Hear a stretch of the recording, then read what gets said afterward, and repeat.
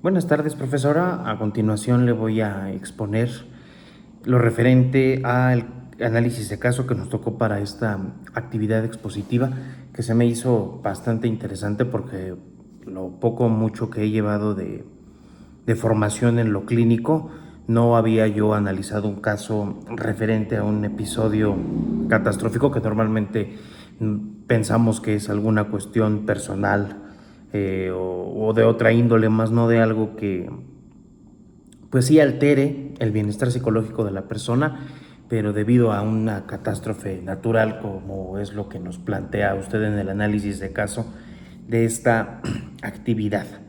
Presento como los parámetros que ya todos sabemos, correspondiente a una familia afectada por un terremoto de magnitud 7.7. Yo lo abordé desde un enfoque cognitivo-conductual, integrando los principios de la psicología de emergencias que desconocí en totalidad y que a través de la lectura y a través de las clases me he ido empapando un poco en ello.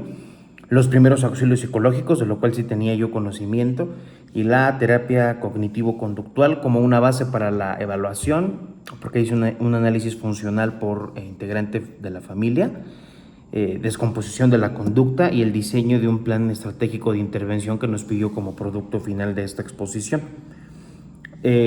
Considero importante plantear preguntas orientadas que nos den un parámetro más amplio de lo que estamos abordando. Mis diapositivas se enfocaron en primer momento en identificar la naturaleza del desastre, es decir, qué es realmente lo que rompe un desastre. Y desde mi punto de análisis, pues la respuesta inmediata podría ser que pues, se destruyen casas, escuelas, hospitales, carreteras. Pero yendo un poco más allá, un desastre también rompe la sensación de seguridad de una persona, modifica la percepción del futuro, altera los vínculos familiares y peor aún si hay muertes o decesos, y confronta a las personas con la posibilidad real de la muerte. Es decir, si nunca han tenido una experiencia de esa manera, creo que es el primer acercamiento a algo tan fuerte como lo plantea.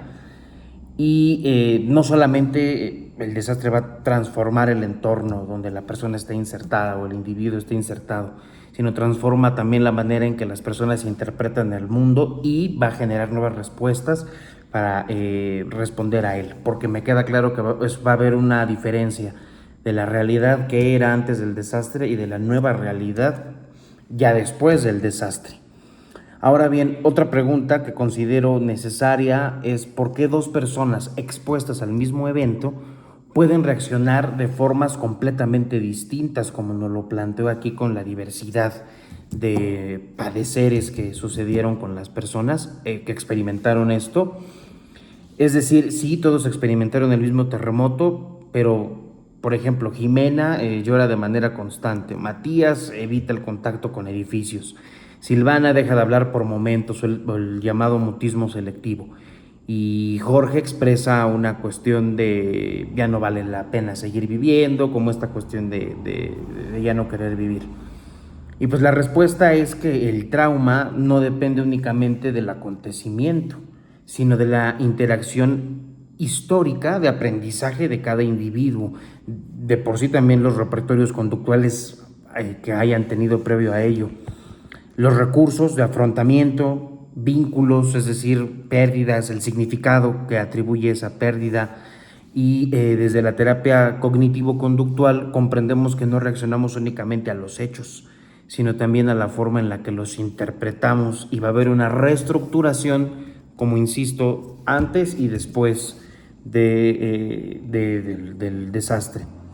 El caso describe lo que ya comentábamos, el terremoto que afectó a una ciudad de aproximadamente 500,000 habitantes, la destrucción de viviendas, escuelas y todo el entorno en sí. Dentro de uno de los albergues temporales se encuentra la familia González, que es la que me tocó a mí, bueno, nos tocó analizar. Los integrantes son Jimena, madre de familia, Matías, un niño de 11 años, Silvana, una niña de 8 años, y Jorge, el abuelo. Cada uno manifiesta, como ya lo comenté, respuestas distintas frente al mismo acontecimiento traumático. lo que convierte este caso en un excelente ejemplo para comprender cómo una misma experiencia, lo que ella explicaba, puede generar diferentes patrones de respuesta conductual. La psicología de emergencias, que insisto, para mí fue algo nuevo, describe que una situación catastrófica puede definirse como un acontecimiento extraordinario que sobrepasa la capacidad de respuesta de las personas y de las instituciones, generando una alteración importante en el funcionamiento psicológico, social y comunitario. Es importante destacar que el desastre no comienza cuando ocurre el terremoto, sino cuando las capacidades habituales de afrontamiento dejan de ser suficientes para poder responder a la nueva realidad. En otras palabras, el desastre no es únicamente el fenómeno natural, el desastre también es el impacto que ese fenómeno tiene sobre la vida de quienes lo experimentan.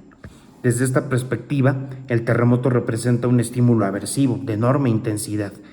Pensemos por un momento si en condiciones normales nuestro cerebro está diseñado para detectar amenazas y que garantice la supervivencia misma.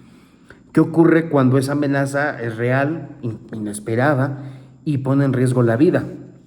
Lo que observamos, ¿no?, es una activación masiva del sistema nervioso, aumenta la frecuencia cardíaca, cuestiones fisiológicas, se liberan diferentes cuestiones de neurotransmisores, cortisol, aparece la hipervigilancia, por instinto, el miedo, confusión y una necesidad intensa de protegerse. Más allá de yo querer proteger al otro, creo que lo primero que se me viene a la mente es salvaguardarme a mí mismo. Estas respuestas no son un error del organismo, son precisamente la evidencia de que el organismo está funcionando como fue diseñado para hacerlo. Estamos respondiendo ante el evento.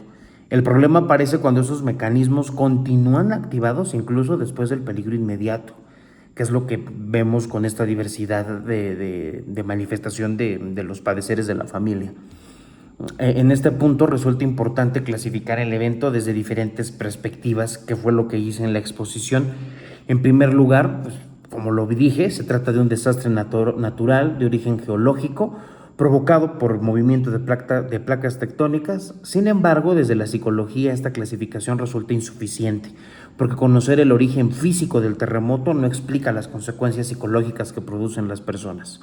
Por ello, también debemos clasificarlo como un evento crítico mayor o un incidente crítico mayor, ya que implicó una amenaza real contra la vida y una exposición directa a la muerte, pérdidas humanas, destrucción del entorno y una ruptura abrupta de la vida cotidiana. Este tipo de acontecimientos tiene la capacidad de modificar temporalmente la manera en que las personas piensan, sienten y actúan. Además, hablamos de un trauma colectivo. ¿Por qué colectivo? Porque el sufrimiento no pertenece únicamente al individuo. La comunidad completa comparte pérdidas, incertidumbre, miedo, alteraciones en su funcionamiento cotidiano. Y cuando una escuela desaparece, no solo se pierde un edificio, se pierde un espacio de desarrollo, de aprendizaje. Cuando un hospital colapsa, no solo se destruye la infraestructura, también disminuye la percepción de protección, es decir, ya no tenemos nada. Cuando una familia pierde su hogar, no pierde únicamente paredes, sino un lugar donde construía su identidad, seguridad y pertenencia. Y esto es lo que el análisis funcional nos lleva a ver más allá de las respuestas esperadas de la persona. Otro aspecto relevante es identificar la fase del desastre. Y ocupamos un equipo interdisciplinario. Comienza la atención durante las primeras 48 horas posteriores al terremoto, lo que corresponde a la fase de impacto o fase aguda. Esta precisión es fundamental porque determina el tipo de intervención psicológica que vamos a aplicar, porque no todo funciona para los diferentes momentos que vamos a necesitarlo, y aparte se va modificando de acuerdo a las necesidades presentadas y se seguirá modificando porque la vida continúa con o sin sismo, entonces las personas van a seguir experimentando estas alteraciones o incluso más o menos. Lo importante no es reducir, sino ir viendo estas respuestas esperadas. Y aquí surge una pregunta importante: ¿sería adecuado comenzar una psicoterapia profunda en ese momento? La respuesta es que no, desde mi punto de vista. Durante la fase aguda, el objetivo no consiste en analizar toda la historia de vida de la persona, ni en procesar exhaustivamente el problema. La prioridad es estabilizar, proteger, disminuir la activación fisiológica y facilitar la orientación y fortalecer la percepción de seguridad. Por eso, los primeros auxilios psicológicos, que constituyen para mí una estrategia de elección durante las primeras horas posteriores al desastre. Asimismo, la familia González puede clasificarse como víctima primaria, debido a que todos sus integrantes estuvieron directamente expuestos al evento y experimentaron pérdidas personales significativas, y lo significativo es porque cada quien lo interpretó de diferente manera. Esto incrementa considerablemente la probabilidad de presentar respuestas intensas de estrés y justifica la necesidad de una intervención inmediata. Una vez más comprendida esta naturaleza del desastre, el siguiente paso, desde mi punto de vista, consiste en identificar las necesidades psicológicas prioritarias. Y aquí considero importante plantear otra pregunta. ¿Qué necesita primero una persona que acaba de sobrevivir a un terremoto? ¿Hablar del trauma o sentirse segura? Desde la evidencia científica que yo analicé en la literatura especializada en esto, sabemos que la seguridad siempre precede al procesamiento emocional.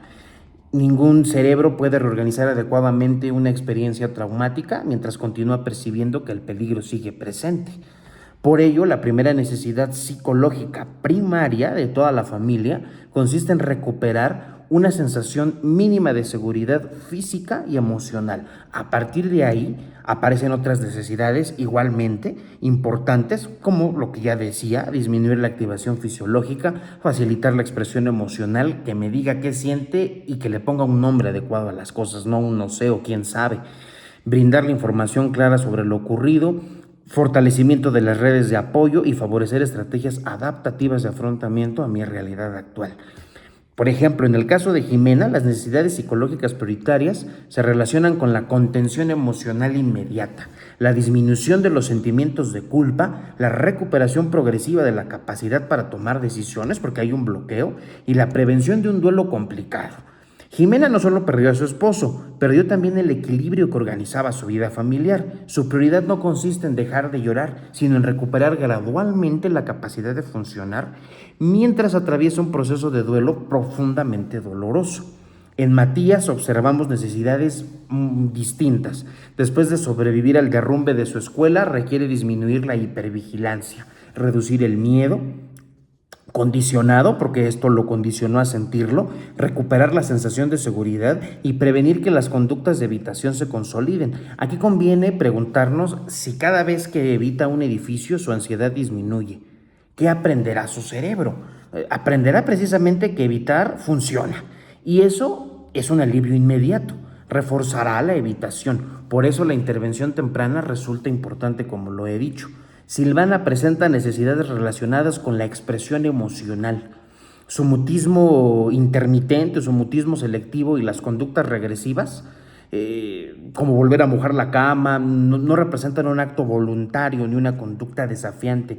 Constituyen formas de expresar una ansiedad todavía que no puedo verbalizarla. Su principal necesidad consiste en recuperar seguridad, restablecer rutinas, fortalecer el vínculo con sus figuras de apego y desarrollar formas adaptativas de expresar lo que siente. Finalmente, en Jorge, que es el adulto mayor, requiere atención prioritaria debido a sus manifestaciones de desesperanza y las verbalizaciones que comentan, ¿no? Ya no vale la pena seguir viviendo, y pues tiene toda la razón. O sea, es un contexto de desastre. Este tipo de expresiones nunca deben de minimizarse ni de decir que no la sienta. La intervención debe orientarse inicialmente. Primero vamos a valorar el riesgo suicida y de ahí disminuir el aislamiento voluntario que él tiene para, como paso siguiente, fortalecer las redes de apoyo y favorecer la recuperación del sentido de utilidad. Más allá de su edad, Jorge necesita sentirse nuevamente vinculado con un propósito y con las personas que aún forman parte de su vida, porque me queda claro que no está todo perdido. Si analizamos globalmente a la familia, observamos que cada integrante expresa el trauma de una manera diferente. Sin embargo, existe un elemento común. Ninguno de ellos está reaccionando de forma irracional, todos están respondiendo de acuerdo a lo que se espera, respondiendo a un acontecimiento extraordinario con los recursos que tengo, que poseo en el momento, y esto me lleva a otra reflexión importante. ¿Debemos llamar enfermedad mental a toda respuesta intensa frente a una tragedia? Probablemente no, y hablar de mente es algo muy complicado porque ni siquiera tenemos parámetros para decir en dónde está. Y como profesionales de la psicología debemos ser capaces de identificar y distinguir entre una reacción esperable ante un evento extremo y el denominado trastorno psicológico establecido, la etiqueta diagnóstica. Confundir ambos escenarios puede conducir tanto a llevar a una patología innecesaria como a la omisión de quienes realmente requieren un tratamiento especializado. Con esta evaluación inicial podemos comprender el contexto del caso y las necesidades prioritarias de cada integrante. Sin embargo, aún queda una pregunta esencial. ¿Qué función cumplen estas conductas? ¿Por qué se mantienen y qué las está reforzando? Precisamente, estas interrogantes nos conducirían a la siguiente parte de la exposición, donde le comento que yo ocupé el análisis funcional, es decir, el ABC de cada miembro de la familia, el cual constituye un fundamento importante para poder diseñar un plan estratégico de intervención verdaderamente individualizado y basado en evidencia especializada. Una vez comprendida la naturaleza del desastre y las necesidades ya expuestas, ¿es suficiente describir una conducta de una persona para intervenir adecuadamente? Volvemos a lo mismo. Para mí es que no, porque observar que alguien llora, evita determinados lugares o permanece en silencio no dice que está ocurriendo, porque no explica por qué ocurre, qué función cumple esta conducta y ni qué variables la mantiene. Precisamente por ello, desde el enfoque cognitivo-conductual utilizamos el análisis funcional de la conducta, desmembramos, mal dicho, de mi parte, la conducta. Lo digo para especificar mejor lo que quiero yo hacer. También conocido, este modelo ABC está desarrollado en los principios de análisis conductual de Skinner, parte de una idea sencilla, pero profundamente poderosa. Toda conducta tiene una función y toda persona hace lo que le funciona.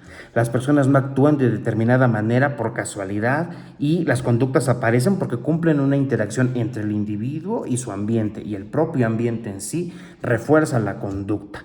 Entonces, más que preguntarnos qué trastorno tiene esta persona, deberíamos preguntarnos qué intenta resolver esta conducta, qué antecedentes la activan y qué consecuencias están favoreciendo que continúen apareciendo estas conductas.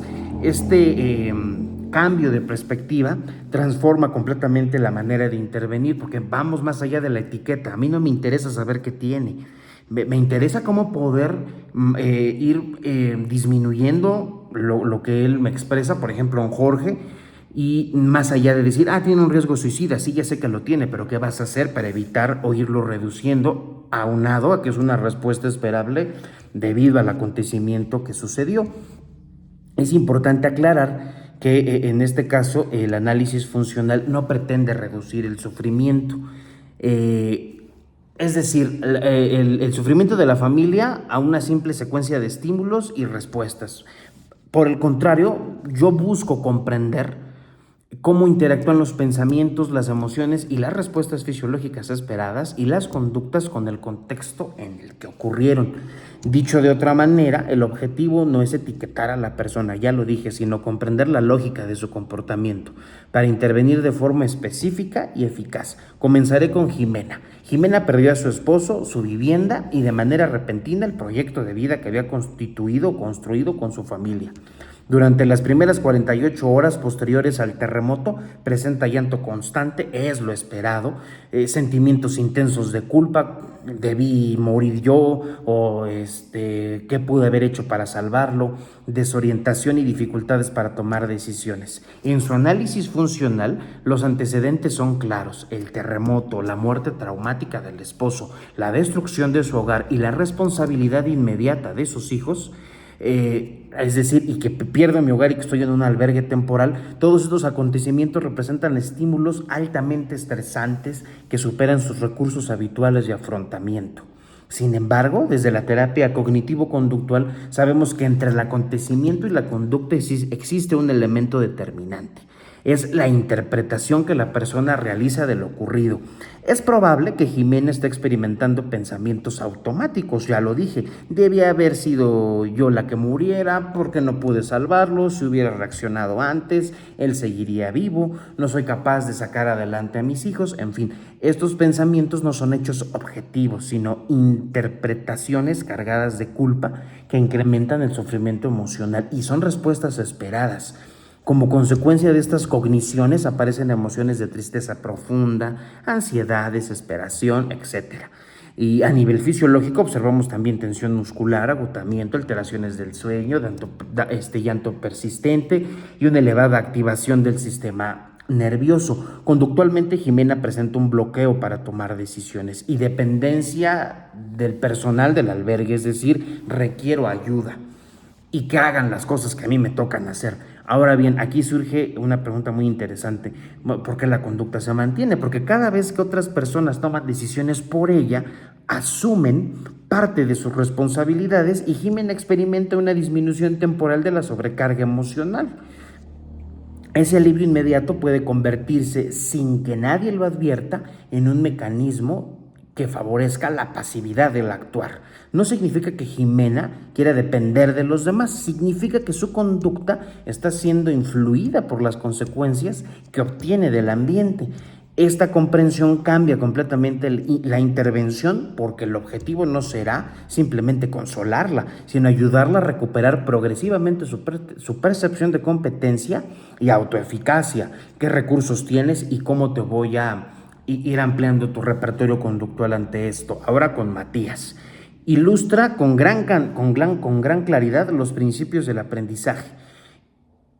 Sobrevivió al derrumbe de su escuela y desde entonces presenta pesadillas, miedos intensos a permanecer dentro de edificios, hipervigilancia y una necesidad constante de permanecer junto a su madre. Aquí podemos preguntarnos, ¿Matías realmente le teme a los edificios o le teme a lo que representan para él desde la experiencia? La respuesta es que no teme únicamente a la estructura física, sino al recuerdo traumático que su cerebro ha asociado a ella y la carga emocional ya dada de la experiencia.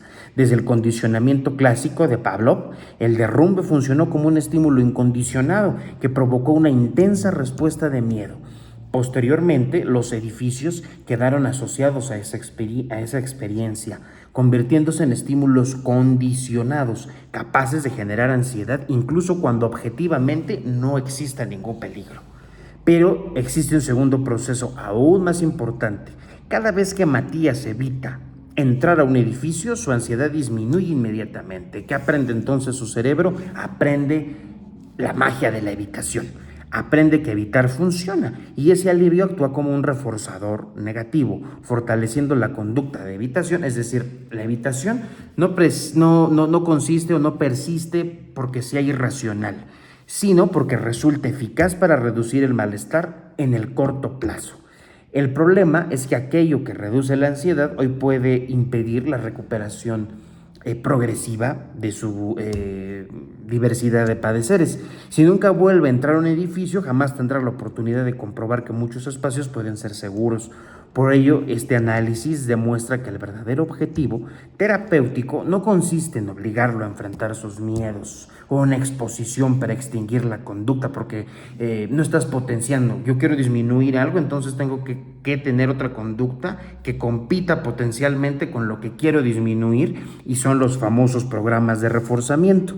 Entonces hay que ir rompiendo gradualmente este ciclo o este ciclismo de evitación, esto cíclico que mantiene la ansiedad. Ahora con Silvana, a diferencia de su hermano, Silvana expresa el trauma mediante conductas regresivas y dificultades para comunicarse verbalmente. Presenta mutismo intermitente o el llamado mutismo selectivo, irritabilidad y vuelve a mojar la cama.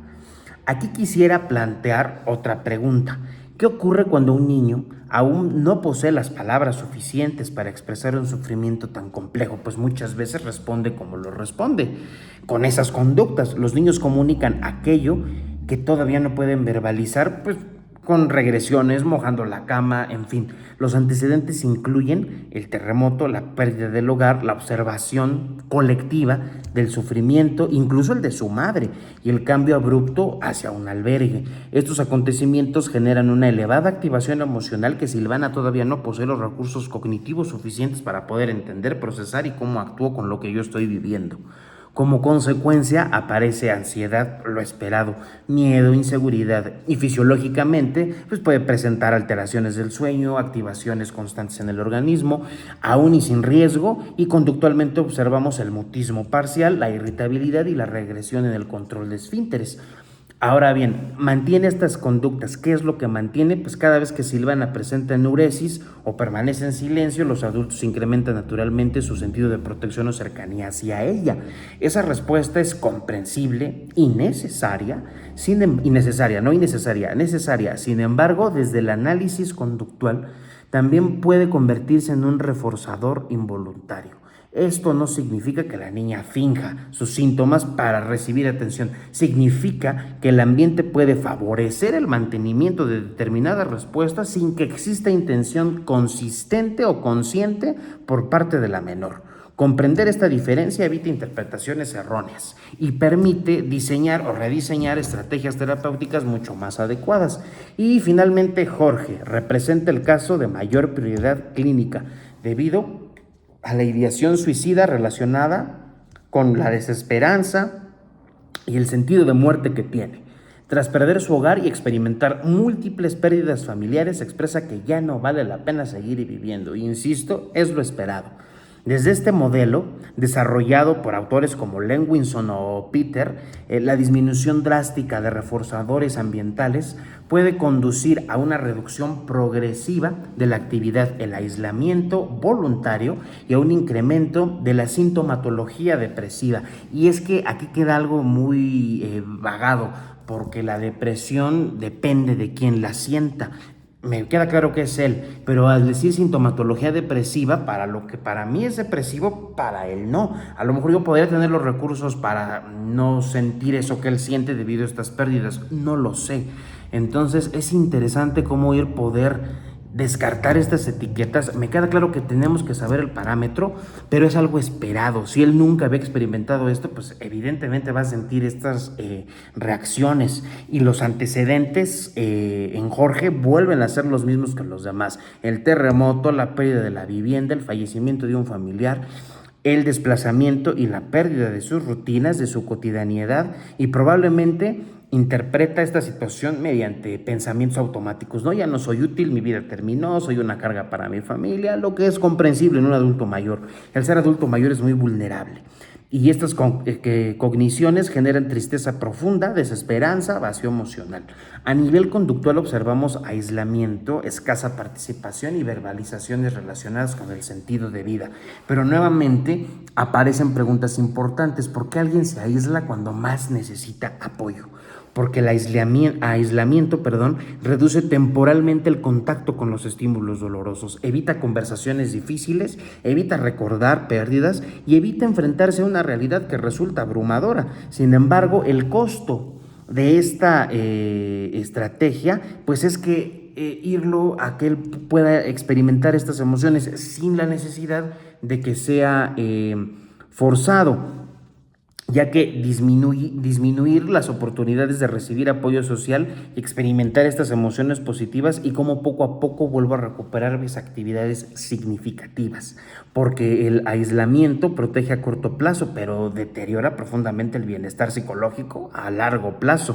Si observamos los 4 casos de manera conjunta, descubrimos algo extraordinariamente importante. Aunque las conductas son distintas, todas cumplen una función adaptativa inicial después del contexto catastrófico que detona el evento.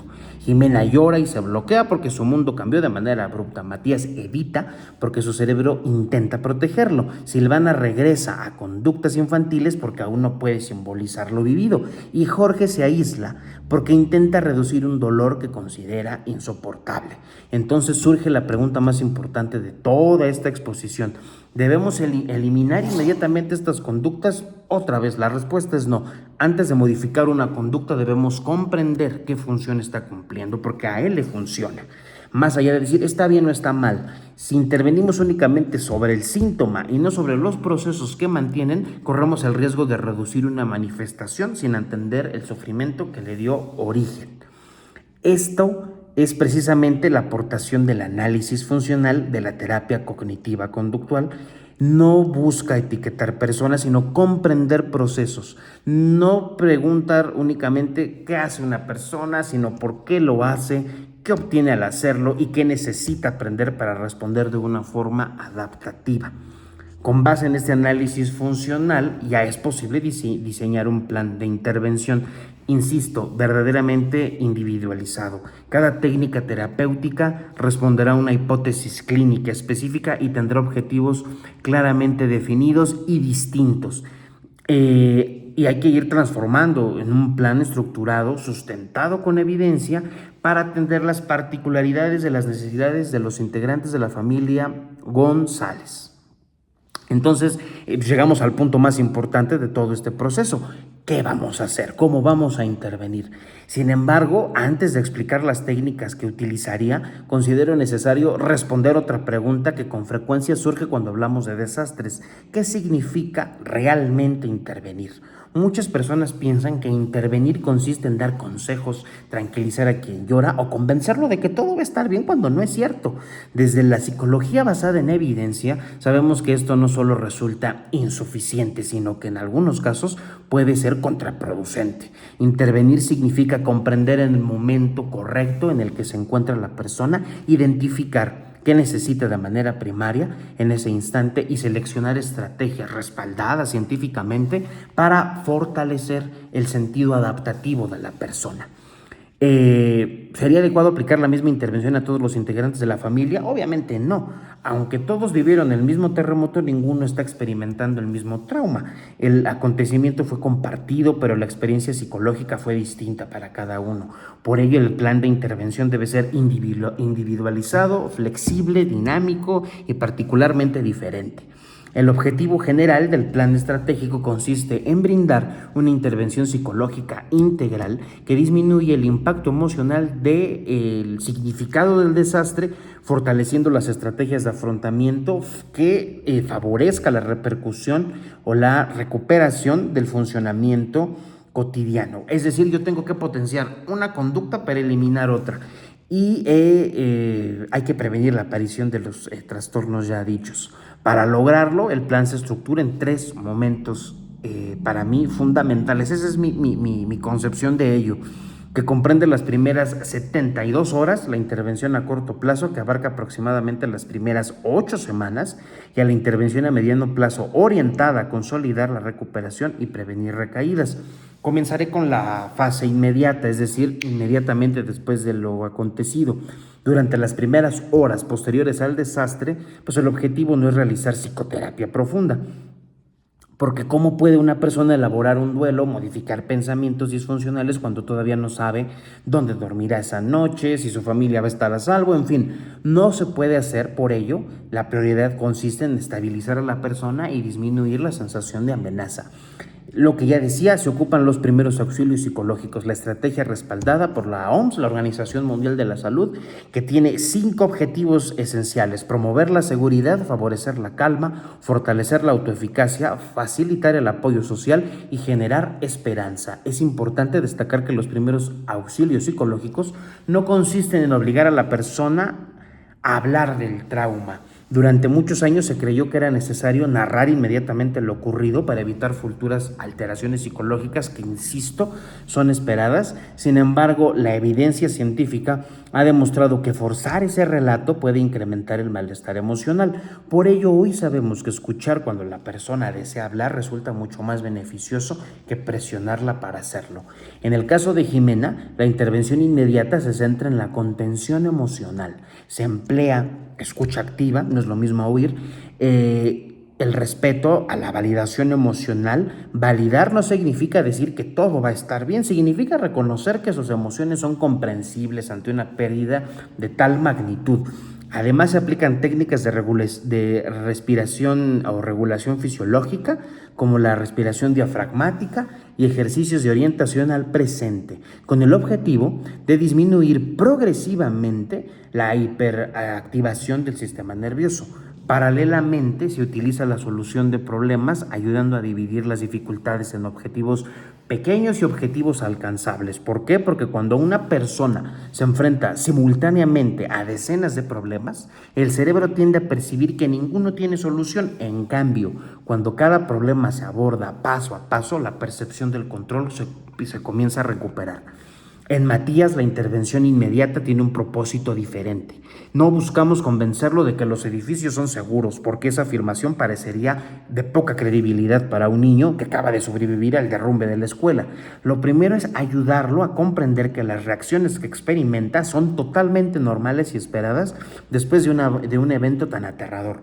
Se realiza la famosa psicoeducación utilizando un lenguaje adecuado para su edad, enseñando ejercicios sencillos de respiración mediante dinámicas lúdicas, y se favorece la permanencia junto a su figura primaria de apego. Asimismo, lo que se sabe, el juego terapéutico adquiere un papel fundamental, ya que permite que el niño a través del juego exprese emociones que aún no puede comunicar mediante el lenguaje.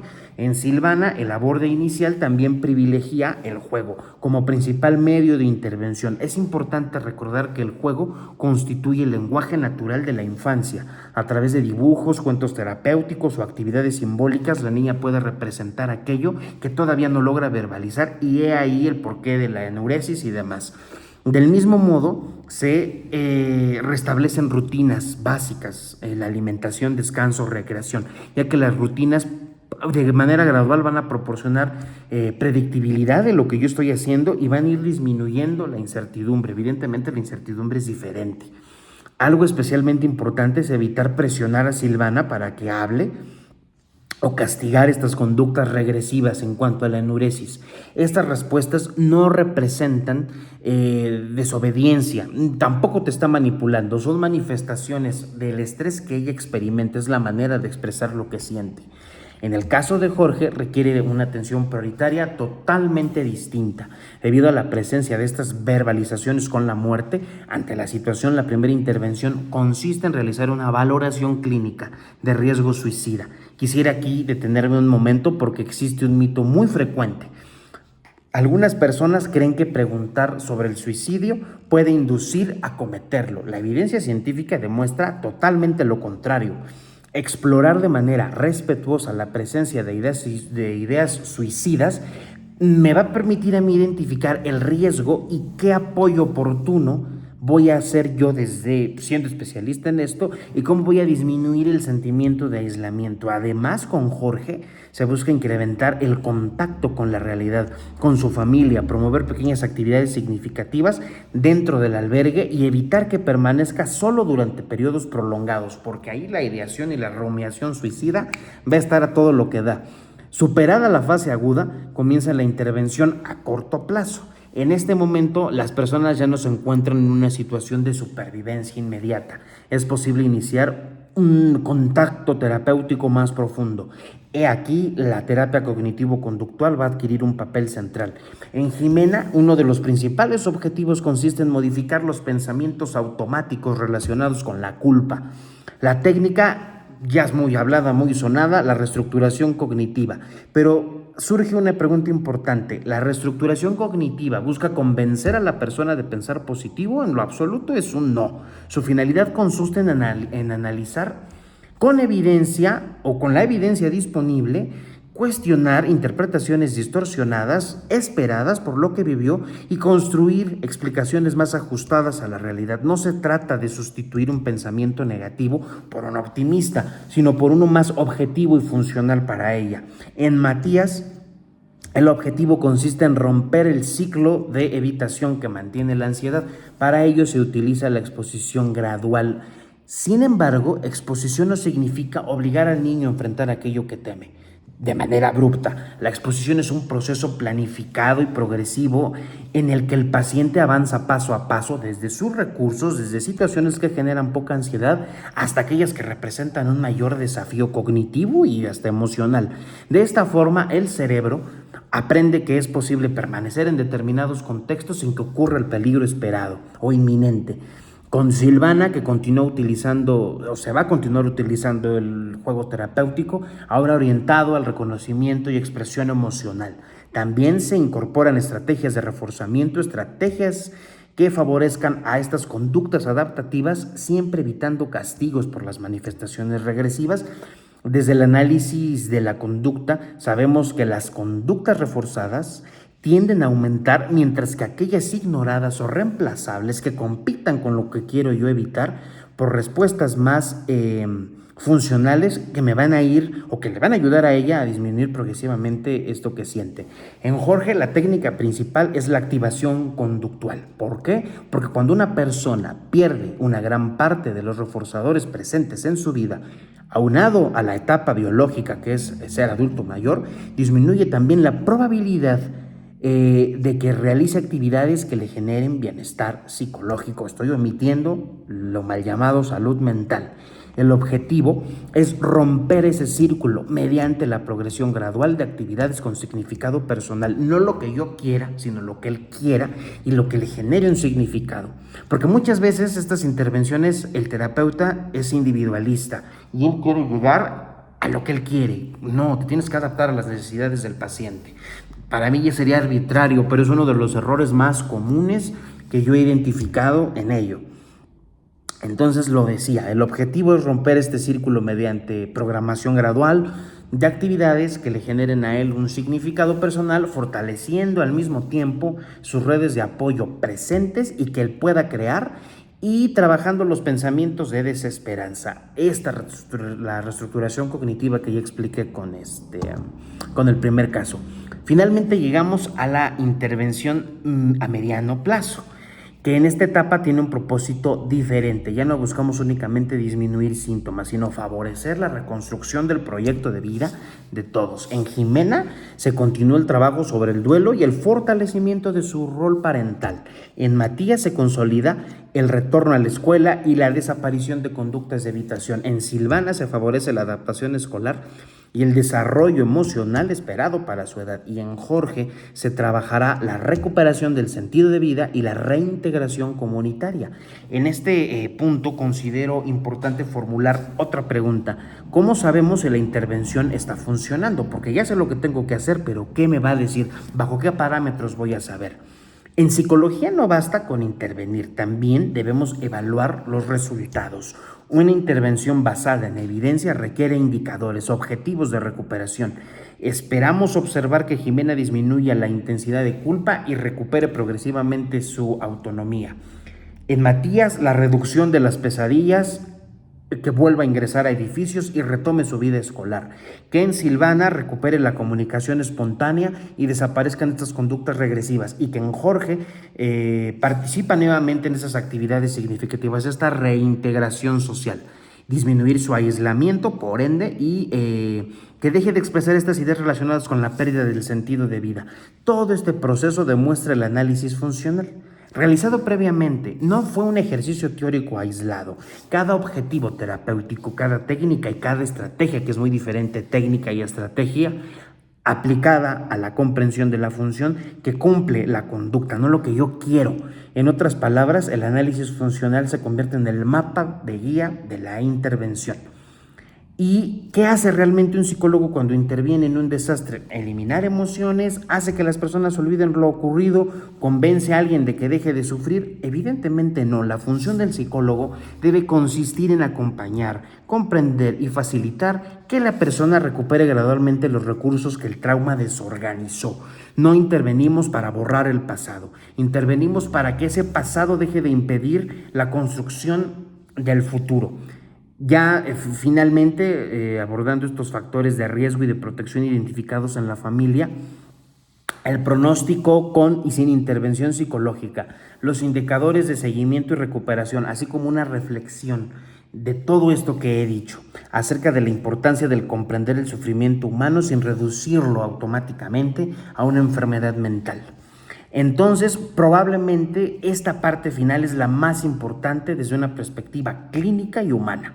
Hasta este momento hemos comprendido qué ocurrió, cómo respondió cada integrante de la familia, por qué esas conductas cumplen una función y de qué manera podemos intervenir, desde mi caso, desde la terapia cognitivo-conductual. Sin embargo, todavía quedan ahí algunas cuestiones, ¿no? ¿Qué determina que una persona desarrolle psicopatología después de un desastre y otra no?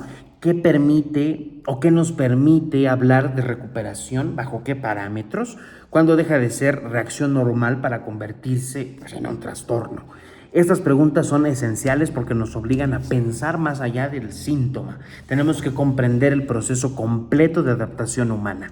Uno de los errores más frecuentes, hablamos de trauma, o cuando se habla de trauma, consiste en asumir que todas las personas expuestas a un desastre desarrollarán inevitablemente el trastorno psicológico, ¿no? La psicopatología. La evidencia científica demuestra totalmente lo contrario.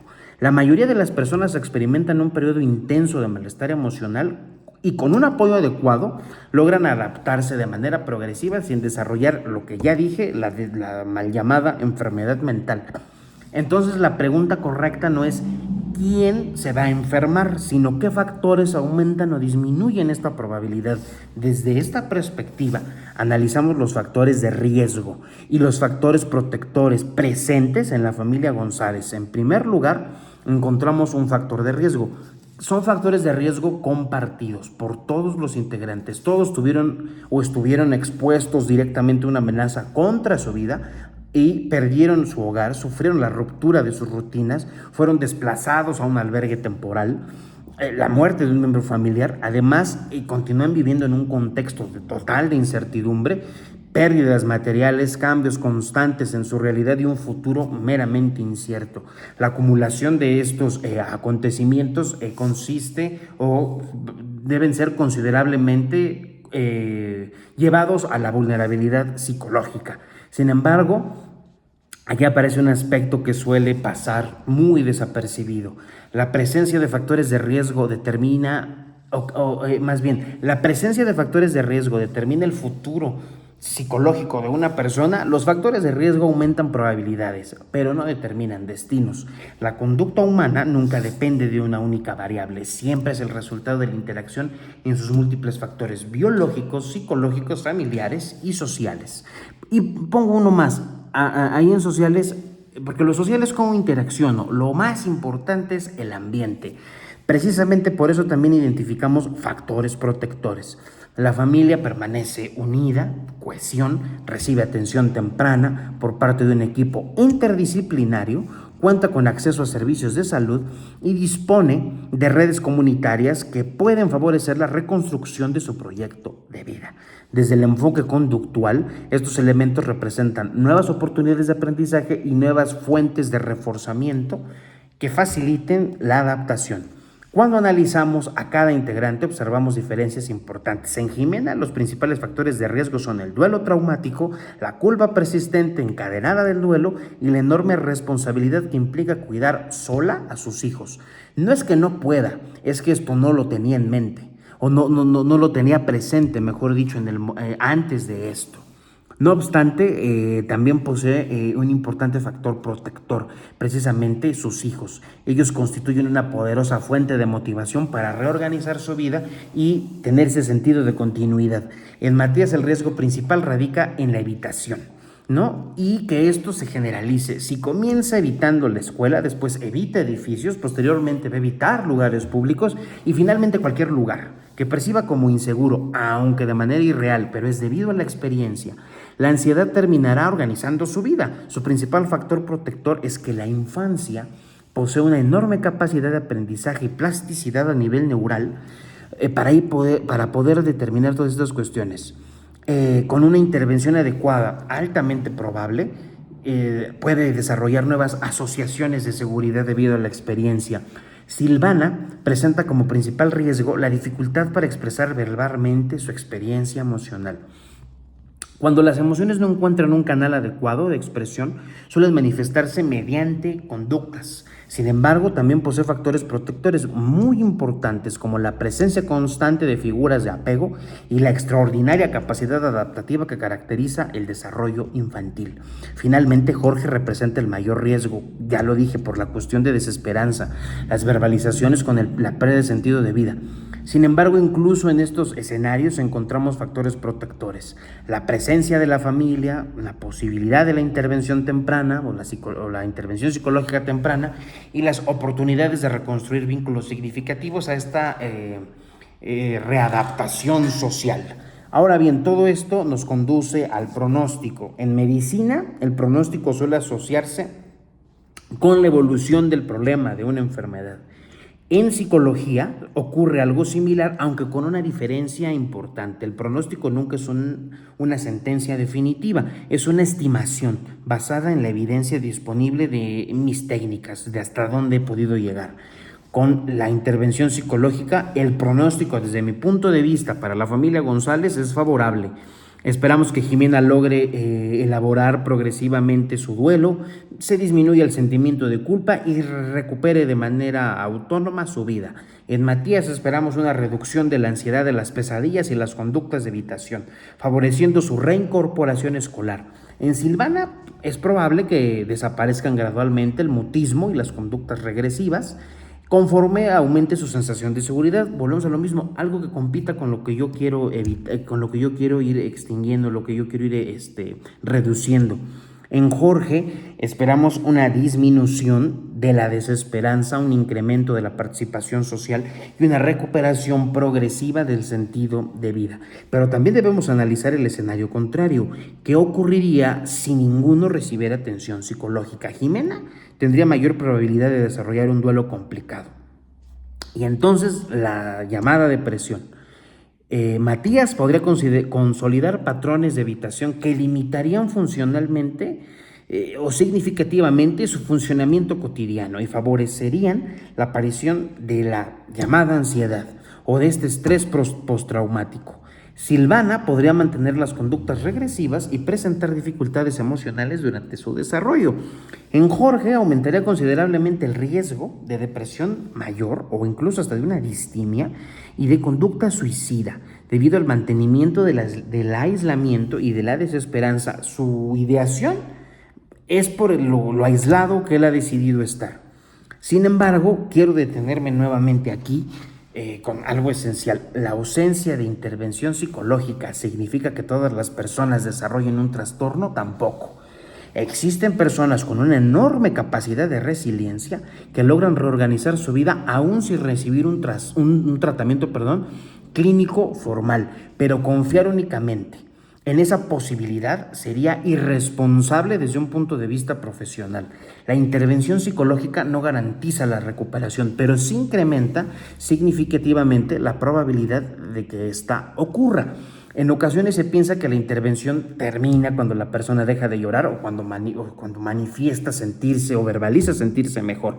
En realidad eso suele ser apenas el inicio del proceso de recuperación. El seguimiento implica evaluar continuamente las estrategias implementadas, estas que produzcan cambios reales, ¿no? En Jimena observaremos si disminuye la culpa, si recupera la capacidad para tomar decisiones y si puede desempeñar nuevamente su rol materno. En Matías vamos a evaluar la reducción de las pesadillas, el ciclo del sueño, la disminución de la hipervigilancia y su regreso progresivo a la escuela. En Silvana tendremos que valorar la desaparición de la enuresis, el incremento de la comunicación espontánea y la regulación emocional. En Jorge será indispensable vigilar la desaparición de las verbalizaciones suicidas, el aumento de la interacción social y la recuperación de actividades con significado personal. Evaluar todos estos indicadores nos permite responder otra pregunta fundamental. ¿Cómo sabemos que una persona está recuperándose? La recuperación no consiste en olvidar el terremoto. Nadie olvida una experiencia de esa magnitud. Recuperarse de esta manera significa que el recuerdo deja de controlar la vida cotidiana. Significa que la persona puede volver a establecer vínculos ajeno a lo que le produjo esto, tomar decisiones, trabajar, estudiar, construir nuevos proyectos sin que el trauma determine permanentemente su presente. Quisiera concluir con una reflexión que desde mi perspectiva representa una de las mayores responsabilidades éticas de nuestra profesión. Vivimos en una época donde existe la tendencia a convertir de cualquier forma el sufrimiento humano en una enfermedad mental. Sin embargo, la psicología clínica, basada en evidencia, nos recuerda algo profundamente importante. No toda respuesta intensa constituye psicopatología. Si una madre llora después de perder a su esposo durante un terremoto, ¿está enferma o está viviendo su duelo? Si un niño tiene miedo a entrar nuevamente a un edificio después de sobrevivir a un derrumbe, ¿presenta necesariamente un trastorno o su cerebro lo está intentando proteger? Por instinto, si una niña vuelve a mojar la cama tras experimentar una situación que amenazó su vida, debemos etiquetarla o comprender la función adaptativa de esa conducta. Y si un adulto mayor pierde su hogar, su estabilidad y parte de su proyecto de vida, ¿podemos sorprendernos de que experimente desesperanza? Estas preguntas nos obligan a reflexionar sobre un aspecto central del ejercicio profesional. El psicólogo no debe apresurarse a colocar diagnósticos, debe apresurarse a comprender lo que está pasando. El enfoque cognitivo-conductual nos enseña que toda conducta posee una función y que antes de intentar modificarla, debemos entender qué necesidad intenta satisfacer. Etiquetar sin comprender puede conducir a intervenciones superficiales que incluso deterioren más el funcionamiento adaptativo de la persona. Comprender antes de intervenir nos va a permitir diseñar tratamientos verdaderamente individualizados, éticos y efectivos. Me gustaría cerrar con una idea que resume el sentido de esta exposición. Con frecuencia pensamos que el objetivo de la psicología es eliminar el sufrimiento. Yo considero que su propósito es mucho más profundo. La psicología no pretende borrar el dolor, porque el dolor forma parte de la experiencia humana. Lo que busca es evitar que ese dolor se transforme en el único lenguaje con el que una persona pueda relacionarse consigo misma y con el mundo. Y quisiera terminar con una frase que sintetiza esta postura. Nadie se cura exactamente en el lugar donde se enferma. El contexto de un desastre, esta idea adquiere un significado especial. La recuperación no depende únicamente de la persona, depende también del entorno, de lo que yo decía, el ambiente que reconstruye a su alrededor de ella. Si el ambiente favorece la seguridad, el apoyo, la esperanza y todo esto que hemos hablado, las oportunidades de aprender y de nuevas cosas, pues también va a fortalecer, a favorecer nuevas formas de expresión de ello, porque desde el enfoque conductual, el individuo nunca puede comprenderse separado de su contexto. En gran medida, las personas son el reflejo de las contingencias que los rodean. Por ello, la verdadera intervención psicológica no consiste únicamente en tratar síntomas individuales, sino en contribuir a reconstruir ambientes donde nuevamente sea posible aprender, confiar, vincularse y proyectar un futuro.